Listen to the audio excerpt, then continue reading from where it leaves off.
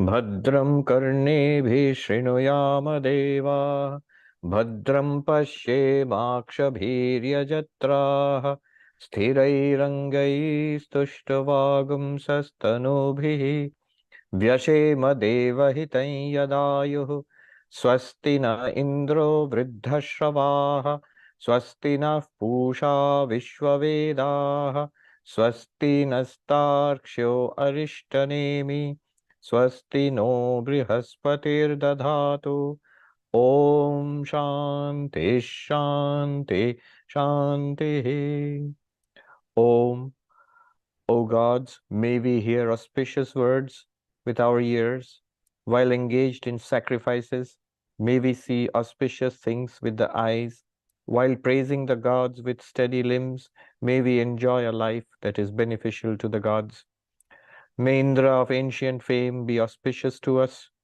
May the all-knowing Pusha, the god of the earth, be propitious to us.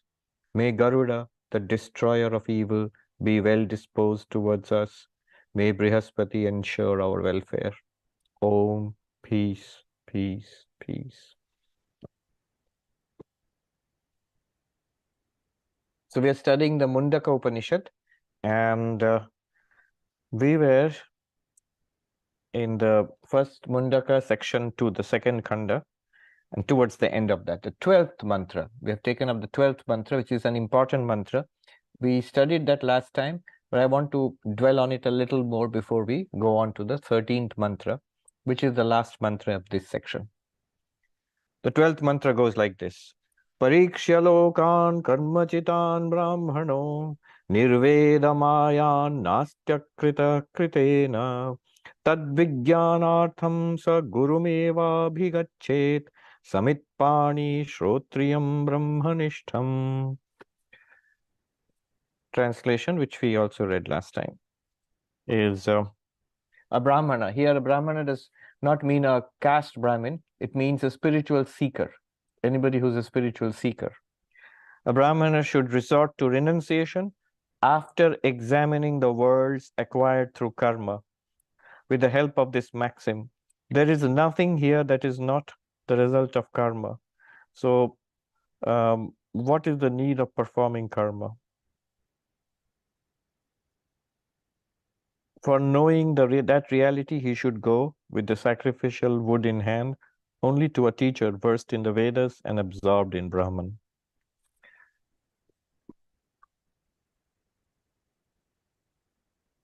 Why I'm dwelling on this is crucial. This is a very important turning point in one's spiritual life. See, there is a spectrum in our spiritual life. There's a time in our lives, or in the lives of some people, you will see, are not at all interested. They're just interested in whatever is present in their life in this world right now. That's all. It might be money, relationships, just having a good time. That's it. And many of these people are pretty good people. They are not outright greedy or unethical or so on, but just not interested in any kind of spirituality. There might be another category of people a little better than this, and I'll tell you later why I think these categories are better, each one better than the earlier one. A little better than this is that they have a sense of existence of some reality beyond the senses. God, they have a kind of belief in God. There is a power. And they're still interested in whatever the world has to offer, and the goal is still, the eyes are very much on the world. However, since there is a supreme power and I believe in it, I will take help of this supreme power of God in order to achieve my goals. I will do whatever has to be needed to earn money, take care of the family, progress in the world and all of that, and I will worship God. With the blessings of God, I'll do better. I'll do better than I have been doing. I'll be protected and I will get things which I want in this world. That's another category. That's still better. Why is this better? Because each category comes closer and closer to that ultimate reality, towards Brahman. Then there is another category which begins spiritual life in earnest, that, God, it's fine that I believe in God. But I noticed that what I'm trying to achieve in the world by my own efforts and with the blessings of God, they do not give any kind of permanent satisfaction. First of all, they do not answer my ultimate questions. What is the reality of this life? Who am I? What is the point of this entire life? No answer is there. And then in this kind of conventional religion, no answer. Second, it is not fulfilling. Um, and the Upanishad comes and says that there is an ultimate fulfillment is possible. But at this juncture, one might just say, well, this is all that there is. There is this world, and religion tells me God is there. God will help you to get through this life. And that's it. I don't want anything more. I'm not interested in anything more. But even if you are interested, there is nothing more than this. But the Upanishad comes and tells us there is something more than this. That it is possible to get the answers to your deepest questions. What is the point of this life? What is the reality about this world, about myself? Who am I? What is all this? There is an answer. And not only there is an answer to these questions, fulfillment is possible. What we are looking for all throughout our lives, deep peace, fulfillment, deeply meaningful life, that's possible. And freedom from suffering, freedom from samsara is possible. So this is the goal of moksha. And then people pursue this. This is a crucial turning point. And this turning point demands that we carefully examine what is it that we are pursuing in life, in terms of family, in terms of pleasure seeking, in terms of, even all the noble or, seeking money and success, or even the noble pursuits in life, science and, art and even politics and good causes. All of these, you take a clear-eyed look at them and notice their limitations, what they can do and what they cannot do. And to come to a realization that they will never give me anything deep and lasting. They have their role to play. But what I was looking for, that these deep, lasting peace,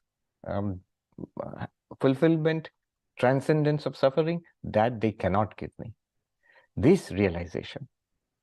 The way it is put in these verses is, in this mantra is, until now, the Vedic religion, before this, the karma kanda, the ritualistic portion, said it works like this.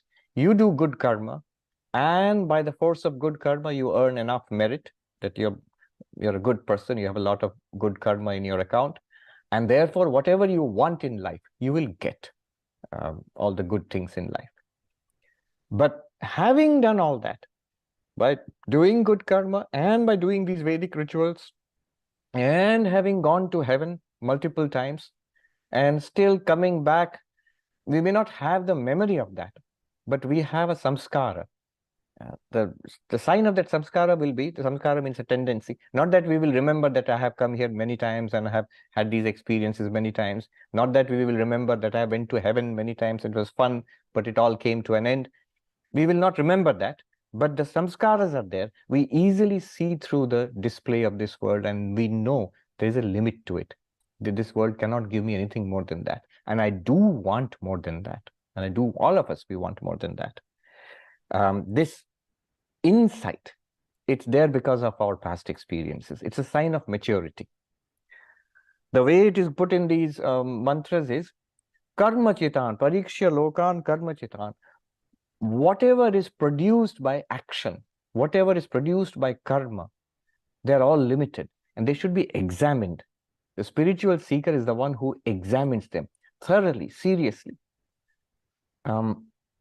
If you do it very easily, you haven't sat down and examined life very seriously, but it comes to you automatically, then you are blessed. It's because of the examination done through experiences of many past lives that this automatically comes to you, that spiritual life is worthwhile and this life has its limitations. This much examination.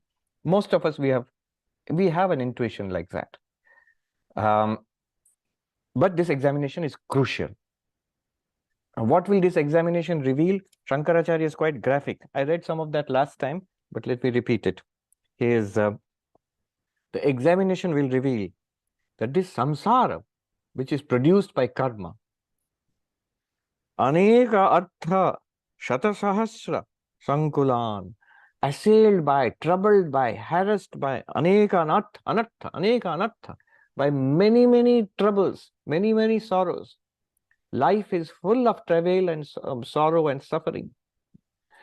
Into, this is even into the great best of lives, some rain will fall. So nobody has such a perfect life here where one has absolutely no complaint, no problem at all. Shata Sahasra Sankulano, thousands of afflictions, from minor irritations to major tragedies, they will come in life. Then he says, Kadali Garbhavat Asaran. Like a plantain tree, the stem of the plantain tree is supposed to be hollow.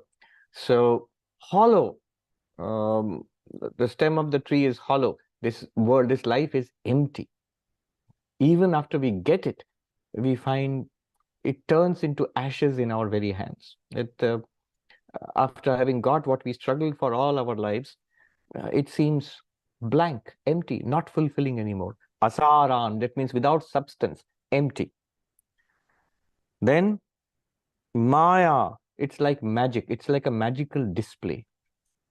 Marichi Udaka, like the water in a mirage. Looks like water, but it isn't water.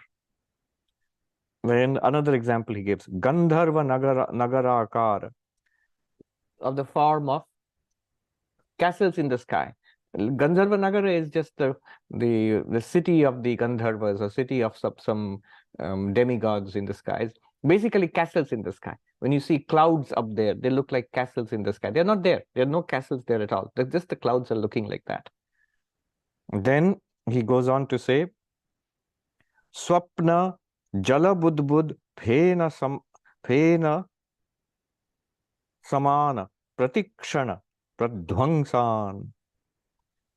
They are all impermanent. Everything in the universe is infected with this impermanence. Impermanence like what? Like dreams. At every point, he says, pratikshana pradhvangsa. Not that after some time it goes away. We are okay with that. You know, if I'm going to live for 80, 90 years, all right, that sounds good enough. Though when I'm going to die, it will not sound good enough anymore. But right now it seems, oh, all right, 80, 90 years is good. He says, no, not just that you stay for a long time and then you die. No, every moment this world is disappearing before us. Pratikshana, moment to moment, the world is dying and slipping away before us. He says, an example, like dreams. Second example, like bubbles of water. Third example, like foam on the surface of ocean. So every moment it is liable to disappear at any moment, and it is continuously slipping away from us. So what has he said here is, your examination. Well, how graphic. We don't think of the world like that. We think, okay, the world has a lot of problems, but it's also fine. It's not all that bad. Look at the stunning description of what is the result expected of your examination of life. It should show that what we are chasing in the world, aneka anartha, it is full of endless sorrows and sufferings, thousands and thousands of sufferings. It is so full of suffering. Number one, it is empty. It will not satisfy you. It will not fulfill you. Number three, so empty like the stem of a plantain tree.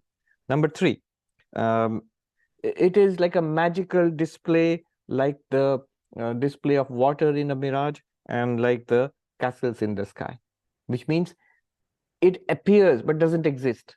In other words, false. It's illusory. It's false. It appears like that, but it is not like that. It appears attractive, but truly there's nothing attractive about it. And then the fourth defect he shows is, it is terribly uncertain. You're living this moment, next moment dead. Wall Street crash. Rich person becomes poor person. Healthy person can suddenly become absolutely sick and bedridden. And then we are seeing now in this 21st century, the second decade, third decade, we are into it, and two major wars are going on in the world today. So pratikshana, pradhvangsa, at every moment, destruction and death. At every moment, it is waiting for us. Then what should you do with this? The Upanishad says,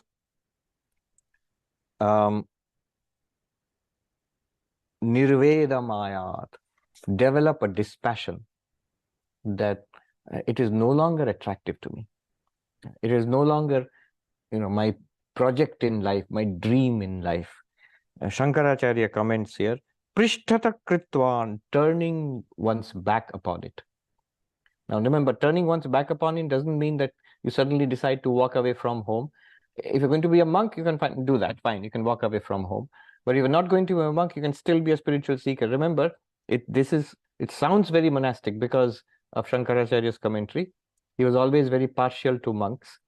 But remember, the original teacher and the student, at least the student, we are very clear here in Mundaka Upanishad, is a householder, is a person. Shaunaka is very clear that he is a householder. And in the Bhagavad Gita, both Krishna and Arjuna were householders. So turning one's back to it means no longer regarding it as the goal of life. Prishtata kritva, turning one's back towards it. Knowing that it has defects. Avidya, kama, dosha, pravartita. Karma chitan, dharma, dharma, nivattitan. The world, turning one's back to what? The worlds which are born of my good and bad karma.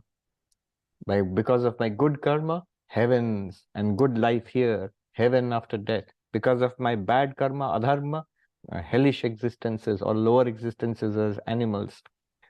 All those, where do they come from? Karma chitan, they are produced by my actions, my karma. And what are these? What is the problem with this? These karmas are all prompted by ignorance. They're all prompted by desire, first of all, kama. And where did desire come from? Ignorance. Avidya kama dosha pravartitan karma chitan. It's one of Shankaracharya's favorite phrases. Avidya kama karma. Avidya kama karma. Ignorance, desire, action. What does action lead to? These words. This is what we have got. Do it wisely, live wisely, work hard, be ethical. Then you will have a good life here and go to heaven. And then nothing. You'll be back here again. And live a unwise life, unethical, impulsive. Then you'll generate a lot of bad karma. There'll be unhappiness in this life.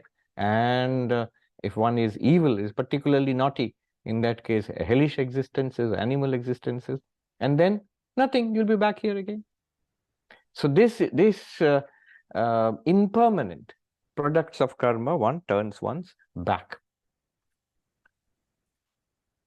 This is called dispassion, or in Sanskrit, vairagya. Vairagya. This is essential. Why I'm stressing this, we did that last time, but why I'm stressing this is, at least 80% of our worldly problems are solved by this. Most of the issues that we bring to spiritual life are not spiritual problems. They are problems caused by a lack of vairagya, a lack of dispassion. Why we are unhappy in spiritual life? Suppose you're cultivating devotion, bhakti, you're cultivating jnana, knowledge, you're cultivating meditation, a life of service. You should be happy. There should be joy, there should be fulfillment. Why are we unhappy? It's because we still hold on to worldly desires. We have not cultivated vairagya to the desired extent. Vairagya to the extent that is necessary. Vairagya means dispassion. So this vairagya, this dispassion, this turning one's back to worldly projects, not turning one's back to the world itself, because you cannot. You will either be at home or in an ashram. Both are in the world. But turning one's back to this worldliness, this is essential. If one does this, then most of one's problems will be solved. All our, I hear these questions so many times. And Swami, I understand Vedanta, but that person behaved, how do you deal with this person's bad behavior with me? See, this bad behavior of somebody, it could be somebody usually in the family or somebody at work or whatever. Where is this complaint coming from? This complaint is coming from because I care. I am this person and I deserve to be treated well. I am not being treated well. If you have vairagya, dispassion, then your whole goal is God realization, enlightenment. As far as the world is concerned, no matter who is behaving in whatever way, you will deal with it. How do you see? How do you deal with difficult people? Sri Ramakrishna gives a three-step approach. Three-step approach. Problematic people. You see the simple formula. Three-step approach. What are the approach? First, I'm translating from the Bengali. The Bengali original is doshe gune manush. All human beings are a bundle of vices and virtues, good qualities and bad qualities. What he means by that is we are very illiberal. Generally, we are very intolerant. I have certain good qualities, the other person may not have those good qualities. But the other person has certain faults, but I have some different faults also. Everybody has a bundle of, as Sri Ramakrishna says, dosha and guna, merits and defects and good qualities.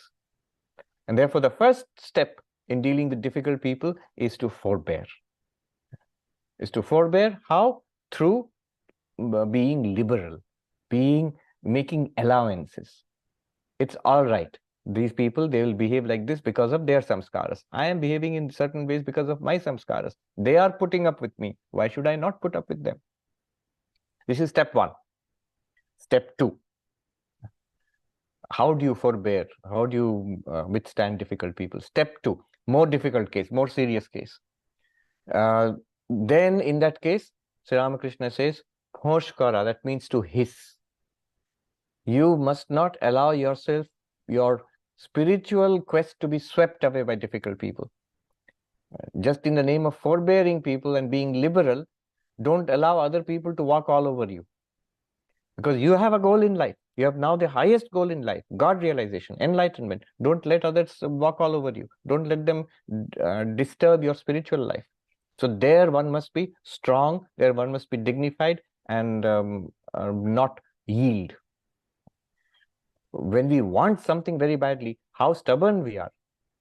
So want this spiritual life very badly. So you can be stubborn about it, about spiritual life. And you're not being stubborn about anything small, you're being stubborn about something wonderful and good in life.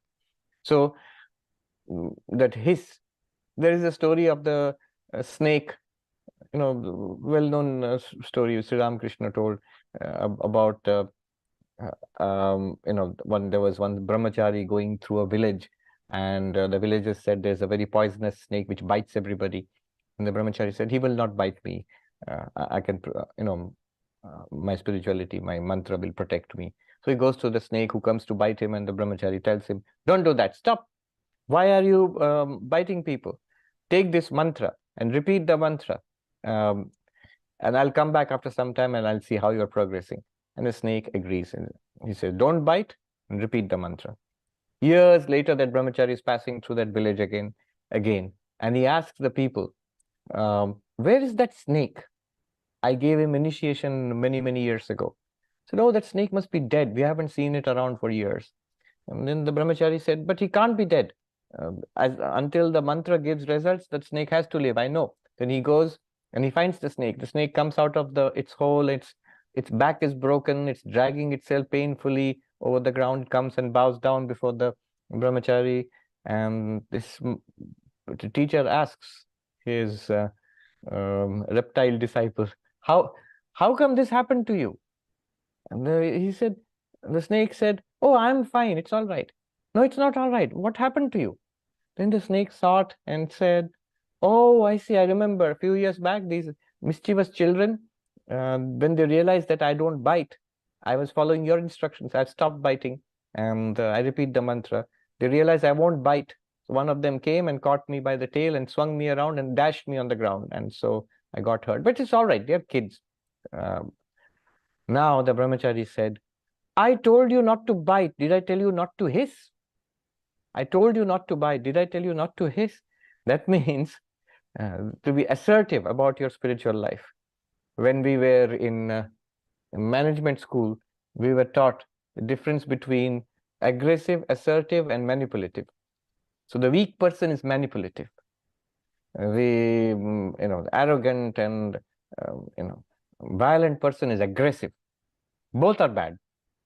But one should be assertive, which is not manipulative. Be straightforward, honest, simple, direct. Say what you want and stick to it. So there was a whole course called assertiveness training. and to teach you how to be assertive, not to get angry and start shouting, not to play politics and be manipulative, but to be straightforward, frank, assertive, and stand up for yourself or your cause or whatever it is. So that is the second part of the two-step process, three-step process. Second part is, for more difficult people, one must hiss. Don't actually harm anybody, but one must have that kind of a personality, that kind of a presence that others won't dare to disturb you or harm you. Third, there might be actually really bad people, really evil people. There are people who will be out to really harm you. So the third level for such people, Sri Ramakrishna's formula is Bhag Narayan. So the tiger Narayana. Narayana is everywhere. The Lord is everywhere. But then Sri Ramakrishna says, you cannot embrace the tiger Narayan. The tiger Narayan will eat you up if you embrace. And you can't afford to be eaten up at this moment, because you have a goal in life. God realization is your goal. Before that, you can't allow the tiger to eat you up. So what do you do with the tiger Narayana? Sri Ramakrishna's advice is to bow down from a distance. Keep your distance. To such people, better not to have in your life. If you are inflicted with such a troublesome person in life, who is, because of their own samskaras, his or her samskaras, is out to harm you, then you must create a gulf, a separation between yourself and such a person. So this three-step way of dealing with difficult people doesn't mean you will go away from samsara. You will remain there, but your goal is no longer worldliness. Now, this is dispassion. Now, what is your goal? Your goal is God realization. This is the turning point in spiritual life. Turning point in spiritual life. Let me read out a passage from Swami Vivekananda. Very powerful passage. This is a lecture, One Existence Appearing as Many. It's in the third volume of Swami Vivekananda's complete works. And at the very beginning, he begins the talk with this, the importance of Vairagya. And then very nicely, very incisively, he points out what is dispassion or Vairagya in Karma Yoga, in Raja Yoga, in Bhakti Yoga, in Jnana Yoga. So how is Vairagya, how does it manifest in the four different yogas? Vivekananda, he says, Vairagya or renunciation is the turning point in all the various yogas. So turning point means from conventional religion to spirituality, from the lower religion to the higher religion, from Karma Kanda to Jnana Kanda, from the pursuit of nice life here and heaven in after death to the pursuit of moksha, liberation, God realization, enlightenment, liberation. So that is the turning point. Vairagya or renunciation is the turning point in all the various yogas. The karmi or the worker, karma yogi, renounces the fruits of his work. So no longer for I, me, mine. I will still work. See, he does not renounce the work. I will still work, but it is for the greater good. It is as a service to the family, to the community, to the organization, to the world. No longer, I don't want anything for myself. Yes, if you're holding a job, you will get your salary. That's fine, but that is not the purpose anymore. So, or it's a worship of God. That's the best way of doing karma yoga, as a worship of the Lord. Then the second renunciation, the bhakta, devotee, bhakti yoga. The bhakta renounces all little loves for the almighty and omnipresent love. So all the 100,000 desires in which my love flows out to the world, I want this, I want this, I want this. Give up those little loves. Step away from that. And then this, not that you stop loving, then the mighty stream of love is now, it becomes one mighty stream of love. All of that desire is now focused on your beloved Ishta Devata, Rama, or Krishna, or Devi, Mother. Sri Ramakrishna, it was for him Mother. For Mirabai, it was Krishna, and so on. So your love is now directed towards the Lord. That is the great renunciation of the Bhakti Yogi. Then third, Raja Yogi, meditator. The Raja Yogi, he says, the yogi renounces his experiences because his philosophy is that the whole of nature, although it is for the experience of the soul, at last brings him to know that he is not in nature, but eternally separate from nature. What an incisive insight into the nature of meditation. What is meditation? It is the great renunciation of all experiences. That means worldly experiences. So I shall not walk out into the world. I shall sit quiet in meditation. I shall not keep on looking here and there. I shall shut my eyes. I shall shut my ears. Not thinking, not seeing, hearing, smelling, tasting, touching. Even more subtle. Not remembering the past. The moment we shut the gates of the senses, the mind goes into overdrive. Memories from the past come. Good memories. Oh, those were the wonderful days. Or memories of regret. I wish that had happened or that had not happened. The mind goes into this overdrive. Shut the doors of memory. Don't remember. And then others like future. If you shut the past, then the mind will go into the future. Mind is very, very naughty. It will go into the future. How will it go into the future? It will start projecting. I wish this would happen, or I'm expecting that to happen, or anxiety or fear.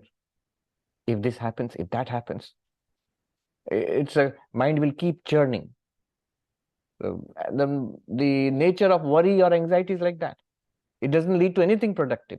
It just takes up one little problem, possible problem which might come in the future, and the mind goes on and on and on and won't let it go. And it wears you down. Stop that.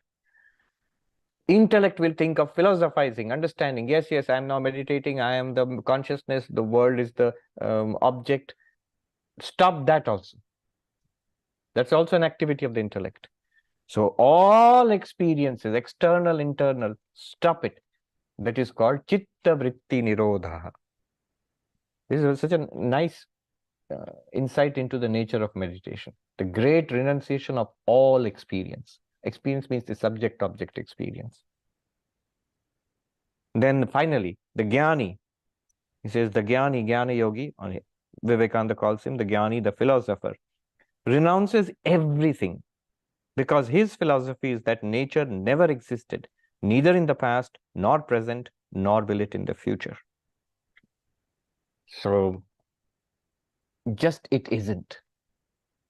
Death, no fear of death. Life, no hankering for life. Because the reality is Brahman. That's why here Shankaracharya says, it is this world. Why even give it any thought? It is empty like a plantain, the stem of a plantain tree. It's like a magic display, Maya. It's like the water in a mirage. It's like bubbles on the surface of the ocean. It's like foam and so on. So this is called dispassion. We must give it a thought and see whatever our complaints and problems. We often think, when I become enlightened, all that will go away. Or even before that, we think, why doesn't God take away my problems? I am such a nice boy or such a nice girl. So why doesn't God take away my problems? No, no, no. Think about it, that these problems, how much of it is caused by my lack of vairagya, dispassion. What would, if this was Vivekananda, this is my problem, what would Vivekananda say to this problem? What would Ma Sharda say to this problem? How would Ramakrishna deal with this problem? So, then what happens? It is said in a very philosophical way. Nasti akrita kritena. By work, by action, that which is infinite can never be produced. Then what do you do? Tad vijnanartham sa gurumeva vigachet. Then one goes in search of spiritual teaching, spiritual realization to the guru. Now notice one thing. When he says, Nastya krita kritena, by karma, that ultimate reality which I'm looking for, karma cannot produce that. No amount of, money that I earn here, no amount of science, no amount of religious rituals that we do here, none of these karmas can lead me to the ultimate. They might help initially, but it will not produce the ultimate. The ultimate which I am seeking, Brahman, is not a product of karma. In that case, we have to move. What he is indicating here is you have to move beyond the karma kanda of the Vedas into the jnana kanda. This movement, or in terms of the lower knowledge and the higher knowledge. Paravidya, paravidya. That's the terminology we were introduced to in this Upanishad early on. So he's telling us, giving us an argument for moving from the lower knowledge, aparavidya, to the higher knowledge, paravidya. The lower knowledge is the knowledge of action, whether secular action, what we do in our lives, or religious action, which you find in the karma kanda of the Vedas. None of that can give us what we are seeking for. None of that can give us the infinite. All action is finite. The finite cannot lead to the infinite. Then what leads to the infinite? If it's not action, if it is not produced, then that infinite must be already here. So there's Brahman, that infinite which I'm seeking is already here. If it is already here, then why don't I have it? Well, Vedanta will say you have it also. But we say, where? I don't get it. Where is this Brahman? Well, you are it. Even there we are not clear. How am I Brahman? So that means there is an ignorance about this ultimate nature, ignorance about this infinite nature, which is already here, which does not have to be produced, which is you yourself. So we have to seek knowledge. And therefore, you see the connection. The next line is that Vijnanartham, seeking knowledge. What knowledge? No longer lower knowledge. He's already a master of lower knowledge, of secular knowledge, of religious knowledge. He's already a master. Now that Vijnanartham, for spiritual knowledge, Brahma Vidya, for the science of Brahman, for the higher knowledge, Paravidya, the higher knowledge. What does he do? Guru meva abhigached. He approaches the Guru. Eva, only the Guru. So here Shankaracharya comments, you have to go to a teacher. Why? Shankaracharya comments, Shastrajñopi swatantrena brahma jnana anveshanam na kuryat. Even Shastrajña, even if you're learned, you've read the entire library. You've read lots and lots of books, you've read all the texts. Shastrajñopi. He says, swatantrena, independently, do not search for brahma jnana, the science of spirituality. Don't search for that. You'll be deluded. You'll waste time, you'll be deluded, you'll be misled. Rather, go to an authentic teacher and learn from the teacher. Of course, here he's talking about Vedanta. So, teacher who belongs to the tradition, who can transmit the knowledge of the texts. Because one might think, the texts are there, I'll just go and read it. I'll borrow it from the library, or download it or something, buy it from Amazon Kindle and read it. That's it. Why bring the Guru into it? But we won't get what's there in the text. We won't understand. One sadhu put it very nicely. We, especially in this day and age, we rebel against the concept of a guru. Why do I need a guru? I depend on my own understanding. Notice when it comes to spirituality, all these fallacious arguments the mind puts forward. When it comes to getting a degree in a college or a university or something, we happily sign up for an Ivy League college. Then I can go to the best teachers. And why? And then if you need a college degree for learning physics, chemistry, English, Spanish, Sanskrit, then how come you don't need a teacher for learning Brahma Vidya, the knowledge, the science of Brahman? Swami Brahmananda used to joke. He would say, even a pickpocket, to learn to be a pickpocket, goes to a master pickpocket and learns how to pickpockets. And are you saying for learning the science of Brahman, you don't need a teacher? One sadhu told this. His argument was very nice. He said, look at the sheer ego of it. We seem to think that when I say, I trust my own understanding. But the sadhu said, look at the sheer ego of it. Here are 7 billion people, in the world today. 7 billion brains. And billions of others, millions and billions of others who were there before me. My brain is just like one of those brains. And I'm saying, I trust this one because it's mine. See how the ego fools us. Your brain might be fine, but how do you know that's the only one that's trustworthy, and only the contents of this skull are trustworthy? What about the contents of 7 billion other skulls? So, one must go to a guru. And this ego, it works in so many subtle ways. What are you doing? Oh, I want a guru, but I'm hunting for a guru as great as me. That's the subtext.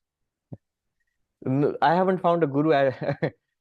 If you're searching for a guru, 1 year, 2 years, 5 years, 10 years, fine. But then finally you must start. Find a teacher, find a tradition, and start. Settle down and start and pursue it. If it's a liberal kind of tradition, it's fine. So that you can pursue this particular tradition and be open. You can learn others. There's no harm.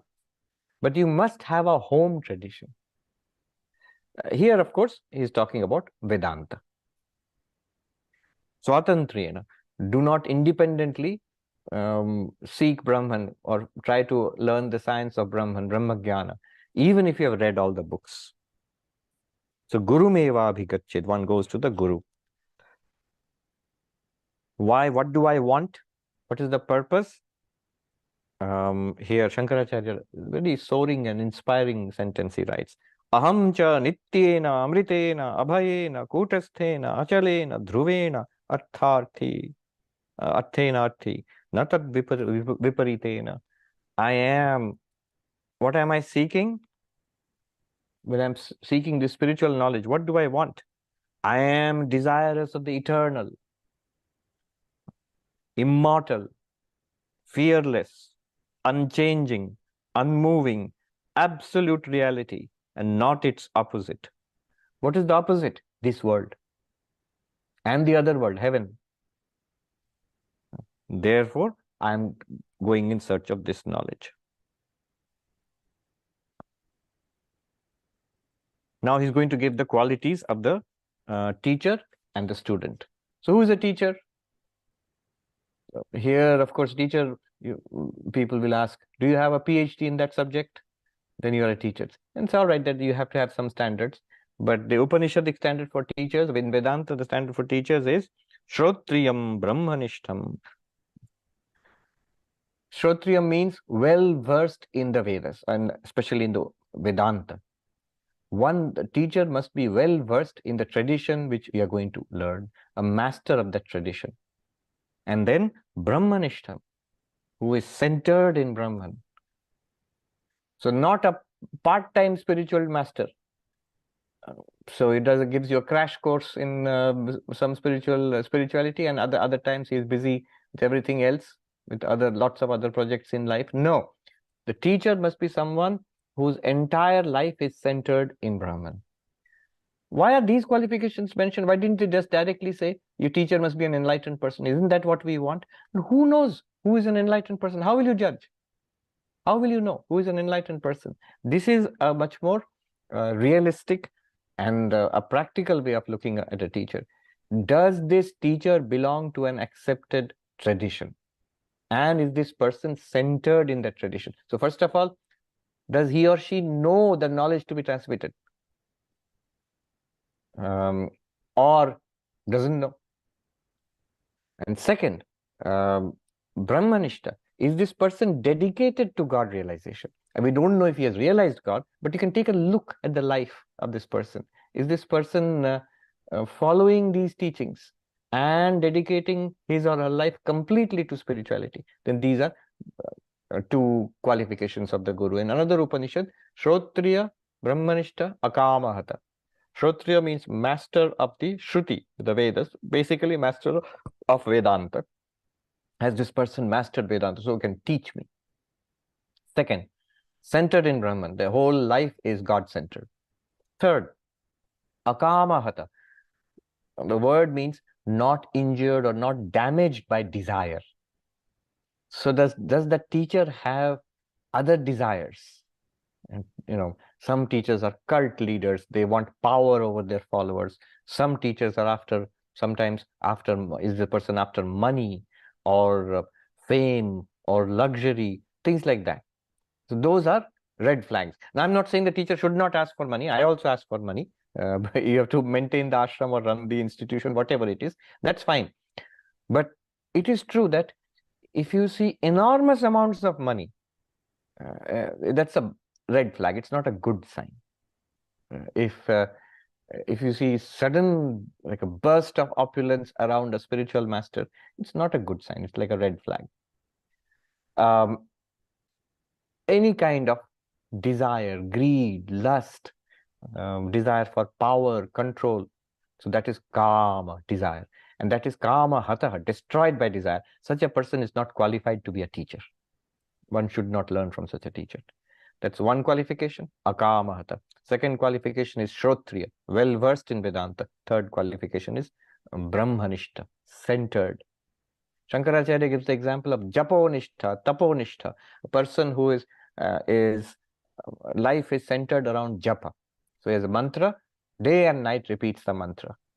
Taponishtha, austere life, the daily routine is a very austere routine. He says exactly like that, the teacher should be brahmanishta. The whole of life should be about God and God realization. I've seen this in some of the senior monks. Sri Ramakrishna is a blazing example. He would say, I am saying in the name of the mother, I know nothing except God. আমি মায়েরই বলছি, ঈশ্বর ছাড়া আমি কিছু জানি না. In the name of the Divine Mother, he says, I'm saying I do not know anything except God. One of the senior Swamis under whom I trained, he was very close to Swami Premeshanandaji, disciple of the Holy Mother. And this Swami told me that it was quite an ordeal living with Swami Premeshanandaji. He used to serve Swami Premeshanandaji, who was quite ill for years and years. Day in and day out, continuously the Vedanta teaching went on and on and on. He's giving a graphic example. In the dead of the night, this old man, he has to go to the washroom. And this young man, he was a brahmachari at that time. He had to help the Swami to go into the washroom slowly. In the bathroom, the Swami is holding on to him and saying, understand this carefully. The Pancha Kosha Viveka, the 5 layers of the human personality. The Atman is the witness of. Have you understood it? And this Swami told me, I was a young man at that time, and my eyes were heavy with sleep. I was just somehow thinking the Swami should finish and go back to bed so that I can go and grab some more sleep, because I have to get up at 4 a.m. again in the morning. And I would say, yes, I've understood. Now hurry up. It would not stop. This is called Brahmanistha, centered in Brahman. That's the only thing that matters. God is the only thing that matters. How should one approach the teacher? Samitpanihi. This is with a bunch of sacrificial firewood. That sounds very strange. Why with sacrificial firewood? Because the idea is that there is a way of approaching the teacher. The way of approaching the teacher is with reverence and formally. So in India, we go to the master and we bow down, we make an offering. So it is part of, cultured behavior in Hindu society, also Buddhist and Jain society, that you do not go to a monk or to a spiritual master without some offering. And the offering, of course, is something that's useful to the ashram or to that master. And what is useful in those days? Useful to, for example, the guru, Angiras, who is teaching the disciple. Remember, the disciple is Shaunaka and the guru is Angiras. He lives in an ashram. So what is useful there? They perform these rituals and worship and puja. So they need sacrificial firewood to burn for those rituals. But it symbolizes you take a gift for the master. And the gift is something that's useful to the monastery or the ashram or something. I remember a friend of mine, a monk, who was initiated by one of our great Swamis, Swami Bhuteshanandaji, the 12th president of our order.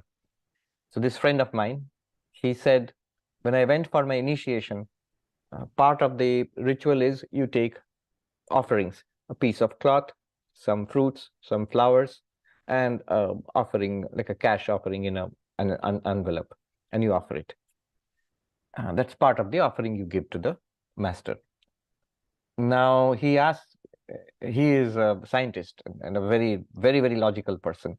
So he asked the master, the teacher, Swami Bhuteshanandaji, why should I give this class? Why should? And then the master answered that, well, because you love the guru, you have respect for the guru, that's why you offered this. And then my friend said, all right, then I'll offer what I like. Why should I offer this cloth and sweets and fruit and flowers? I'll give you something that I like. And then Bhuteshanandaji, he was very humorous. He never laughed himself, and he would have you in splits.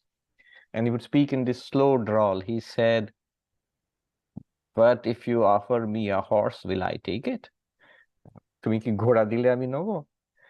That means you have to offer something that is useful to the master, to the ashram.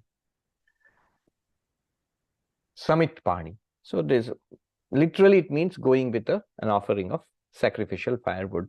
You shouldn't take it literally. I remember I mentioned this term in a talk in Hollywood when I first came to this country about 5-6 years ago, 7 years ago. And the next day in the morning, when I opened my door, there was this little bundle of firewood with a ribbon tied around it. Somebody had placed it reverentially outside my door. All right, the point is taken.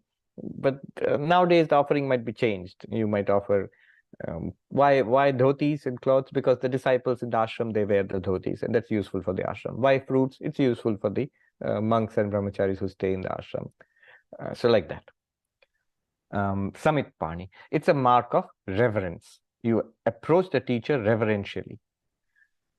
Reverence is very important. Otherwise, the teaching process becomes difficult. Unless I come with what is called Shraddha for the teacher and for the teaching.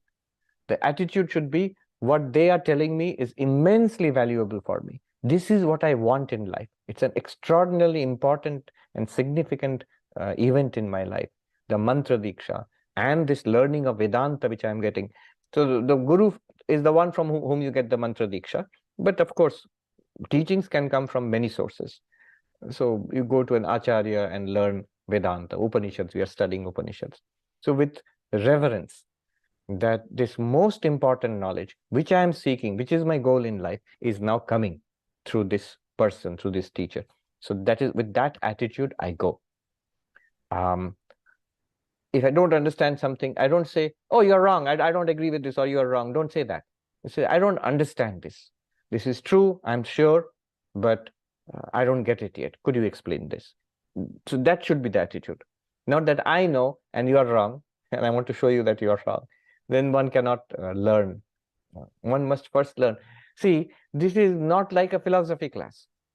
What's the difference? It seems like a philosophy class, but it's different from that. A philosophy class is where the goal is to think philosophically about various issues in life. And you're free. Your thoughts are valuable. You think about it and come up with new ideas. But here, something is being shown to us. We must cooperate with the text and the teacher so that we can see what they're trying to show us. After that, you can say what you want. But first, try to, what we say, download the teaching into ourselves. And that requires Shraddha. Shraddha means faith, respect, reverence. It does not mean blindly obeying somebody. People misunderstand. There's so much respect for the figure of the guru in Indian tradition. So it becomes, whatever the guru says, I surrender myself completely to the guru. Yes, in spiritual matters. And the goal is to imbibe this knowledge, make it a living knowledge. And that's why you have faith in the guru. I wanted to start the next mantra, but we don't have time. Let's take some questions. The next mantra, what will happen is the final mantra of this section. The qualities of the student will be mentioned. People say the gurus are available. These are the qualities of the guru. Shrotriya, Akabahata, Brahmanishta. Well versed in the tradition, not damaged by desire, and centered in Brahman. But even such gurus may be available. It's not all that rare. But a good disciple is rare. That story is there of the man who went to an ashram and said, who lives here? Well, the guru and the disciples. Oh, I see. What does the disciple have to do? The disciple has to get up early in the morning and clean the ashram and collect firewood from the forest, has to come back and meditate and cook and serve the guru and serve the other disciples, has to attend classes and memorize loads and loads of Sanskrit verses, and then come for examination, and so on and so forth. Lots and lots of things to be done. Oh, Oh, that's tough. And the guru, what does the guru do? Oh, the guru has to give some classes and that's all right, and give some teachings. And then this young man said, all right, I'll stay here. I'll be the guru. I choose that. So no, the ideal disciple has certain qualifications. Those we will look at next time. Let's look at the questions. Sri Ram says, on a practical level, can repetition of Ishta mantra generate the vairagya that is so critical in sadhana? If so, is there a specific method of mantra repetition that is most effective? Yes, mantra repetition is very powerful. It can purify the mind, and the purification of mind also, with that will come vairagya. But however, what the Upanishad here recommends is pariksha lokan. Do take a serious look at your life. Especially, when will we take a look? Especially when you have problems. When you have problems in life, unhappiness, anger, lack of fulfillment, restlessness, let's take a look at why am I restless, unhappy, unfulfilled? I am a spiritual seeker. I'll fill my life with meditation, with devotion, with service, and the quest for Brahmajnana. Where is the time to be unhappy, restless? So there's something that I want, which is disturbing my mind. There is some lack of vairagya, dispassion somewhere. So that inquiry, the Upanishad strongly recommends. You may do the mantra, you should do it, definitely, but this inquiry one must do. And remember, it's not that, oh, I didn't know all this. I've been in Vedanta for years and years and I didn't do this inquiry. No, you have already done it. You didn't know that it was this inquiry. Anybody who is a serious spiritual seeker has in some way or the other come to this understanding. But here the mantra makes it explicit. So vairagya, yes, vairagya comes from this inquiry. This pariksha lokan. Pariksha means examining. Lokan, the worlds. Karma chitan, born of karma. Nirveda maya comes to dispassion. This is vairagya, dispassion. Dispassion comes from this inquiry. Vijay says, you talked about God for my life versus my life for God. I find myself doing both. I suspect lots of people do that depending on their life situation. Can you please comment? Yes. And all of us, we will keep on doing that. If we were entirely my life for God, it would be a pretty short and quick process. Something like Sri Ramakrishna, for example, Vivekananda, Buddha. Remember, Buddha, in his intense quest, it took him years and years of searching. So we will keep on doing both. What is necessary is a clear decision, a clear owning up only to yourself. You don't have to announce on social media. From now on, I'm a seeker of moksha. Before this, I was in aparavidya, lower knowledge. Now I'm changing to paravidya, the higher knowledge. Before this, I was seeking dharmartha kama, pleasure, worldly success, and going to heaven after death. But now I am seeking moksha. So this is the shift that's needed internally. You don't have to announce it to anybody, but we have to own up to ourselves. I am a mumukshu. Who am I? I am a person in search of God. I am a person in search of enlightenment. Then Sangeeta says, extending the same thought of the fallacy of undertaking Vedanta study on one's own versus learning from qualified acharya. How different is learning anything of Vedanta online versus in person? In person is, of course, good, better. But this online is also not bad, especially when we can see each other. That's the reason why I insist sometimes, at least try to keep your camera on so that you are focused on the teacher. Sometimes good to hear the words of the teacher and look at the expression, the body language. We are learning something, our mind is absorbing something which is unspoken, not at the verbal level from the teacher. But personal interaction, of course, is the best. Kiran says, of the 4 types of renunciation mentioned by Swamiji, the renunciation, the path of jnana seems to be the highest. Is this correct? Highest means, yes, most complete, most difficult to begin with. From straight away, you want to say, the world is an appearance.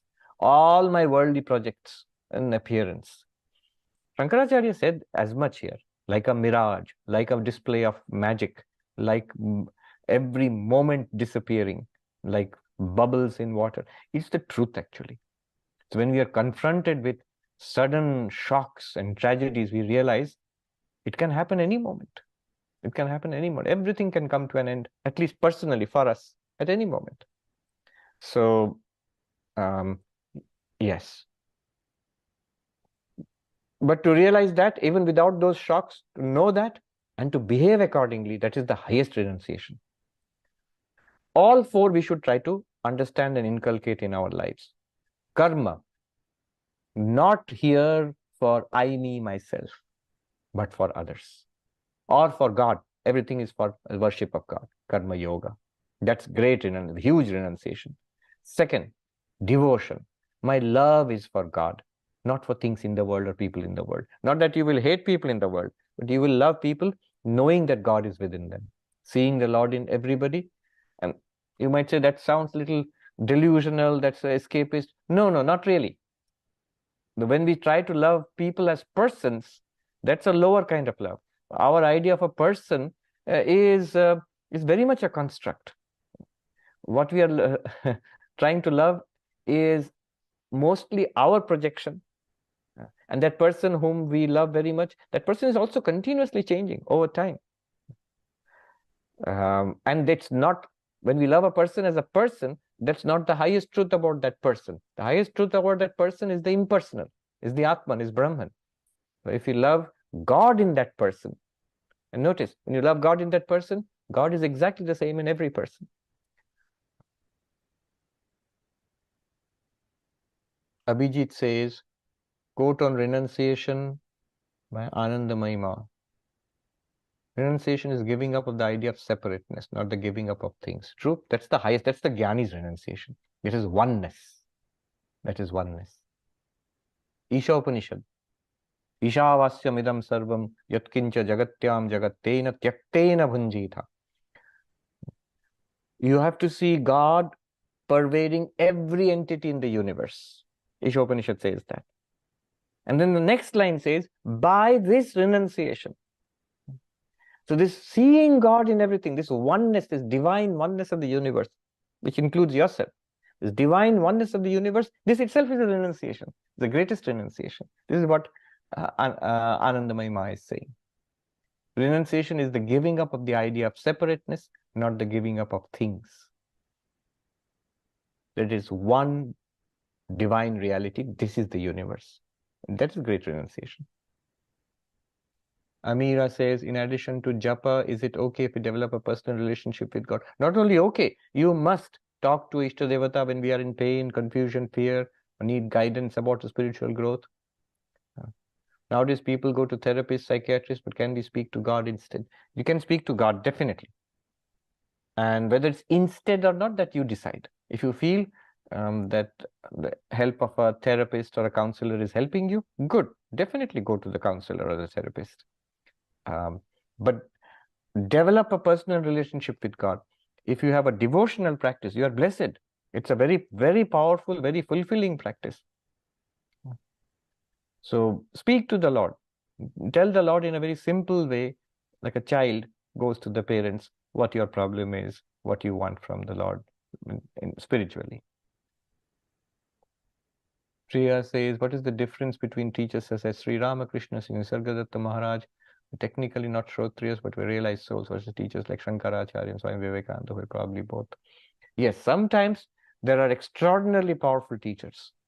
Sri Ramakrishna was like that. Nisargadatta in another sense. Though it's not true to say they are not Shrotriya. If, first of all, in one sense, I'll give you a higher sense and a more practical sense. In the higher sense, of course, Avatara is, the source of these teachings. Krishna says in the Bhagavad Gita, Vedanta Krit, I am the giver of Vedanta. Vedanta flows from me. Not that he's the one who made the Upanishads, but he reveals this knowledge. So at the beginning of every cycle, Ishwar or Bhagavan reveals this knowledge to the rishis, and the rishis pass it down. How we started this Upanishad? Brahma devanam prathama sambhabhuva vishwasya karta bhuvanasya gopta. So Brahma was the first of the gods to appear. Then what happened? Sa Brahma Vidya Sarva Vidya Pratishtham Atharvaya Jeshta Putraya Praha. He transmitted the the foundation of all knowledge, the highest of all knowledge, Brahma Vidya, the knowledge of Brahman, to his firstborn, Atharva. That means this knowledge is coming from God. So someone like Sri Ramakrishna, it's like asking, was Sri Krishna Shrotriya, knower of the tradition of Vedanta? Well, they are the founders of the tradition. They're the sources of the tradition of Vedanta. So that's in the sense of the highest avatar. But even if you don't think that way, when Sri Ramakrishna, somebody pointed out, you haven't read all these books. Sri Ramakrishna felt hurt. He said, Ami koto shunechi, I've heard so much. So there was an endless stream of spiritual masters passing through that little room in Dakshineshwar. They would hold long, long discussions on Vedanta, on Vaishnava Bhakti, on Tantra. I mean, that is a continuous, lifelong master class in religion and philosophy. And he held it all in his memory. Extraordinary intellect and memory. So yes, so Shrotriya, definitely. But sometimes you will have very extraordinary spiritual teachers who have not gone through this process which we are going through. We need a guru who is Shrotriya, Brahmanishtha, and then we have to have qualifications of being a student. Then we study the Upanishads and the Gita and other texts, and we practice meditation, devotion, Vedantic inquiry, and finally we get a breakthrough and enlightenment. And then comes the process of being a Jivan Mukta, liberated while living. So this is the track on which we are on. And in general, the Vedanta tradition says this is how everybody goes towards enlightenment. Except there are always exceptions to the rule. Suddenly you'll find somebody enlightened. There's the case of Ramana Maharshi in this modern age, who did not attend Vedanta classes or go to a guru. He suddenly came upon this realization. He actually did a little bit of a thought experiment, a little practice. That's basically a Vedantic inquiry, actually. And he realized straight away. But those are exceptions. Those are exceptions. Nisargadatta himself belonged to a tradition of teachers, and he was initiated and taught. Bhargava says, is it right to say when a person is drawn to spiritual life, they are not satisfied with anything in this world, including human love? So they seek it from the divine. They realize that they can never satisfy, so start changing their way of life. Yes, but remember, it's not that when they are drawn to spiritual life, they are not satisfied with anything. There is a recognition that things here in this world will not satisfy me. And so there is a seeking of something higher. That is what we were studying in this mantra, that you inquire into this life. And if the grace of God is there, and don't worry, the grace of God is there for all of us. That's why we are interested in the higher spiritual life. If the grace of God is there, then there will be a pull towards the higher life. And one will see through the display of this world. Gaurav says, in what way these instructions on guru or teacher relationship apply at this stage of Zoom? Yes, the learning is going on here. It has to be modified. Remember, there are two kinds of teachers. One is the mantra diksha, which you get in our tradition. That is the guru. The guru is the one from whom you get the mantra. But then you can learn the text from somebody else. You can attend Zoom classes, come in-person classes, and that person is your acharya. I have got mantra diksha from my guru. But then I learned the texts which I'm now studying and teaching also. I learned it from a number of acharyas over so many decades. And that's fine. How to stay consistent with sadhana? We get distracted and put efforts again, and this goes on. And this will go on. But make up the mind, I am a spiritual seeker. Then what am I supposed to do? I'm supposed to do sadhana. Don't expect that you will immediately become like Sri Ramakrishna, day and night crying for the mother. And if you do become like that, well, you're most fortunate. But most of us, we have to move slowly. We can't help it. If you make up your mind that you're a spiritual seeker, then you will stick to the path. Sometimes your sadhana will be intensive. Sometimes it will become slow. Sometimes I've seen people who seem to stop altogether, but 5-10 years later, they come back to it again. Sangeeta says, avatar like Sri Ramakrishna also known to be directly connected to the source, so they do not need the stepwise approach. Absolutely, so they don't need it. However, notice they also have gurus. Sri Ramakrishna made it a point, multiple traditions. Why did they do that? So that it affirms the tradition. If they don't take a guru, if they don't give the tick mark, check the boxes, we also won't be inspired to it. They show that this is the way to spiritual realization. The spirit, guru, text, then studying, mm, um, the practice of japa, devotion, karma yoga, all of these practices we have to go through. They do it also in their own lives and they show us. Om Shanti Shanti Shanti Hari Om Tat Sat Shri Ram Krishna Arpanamastu.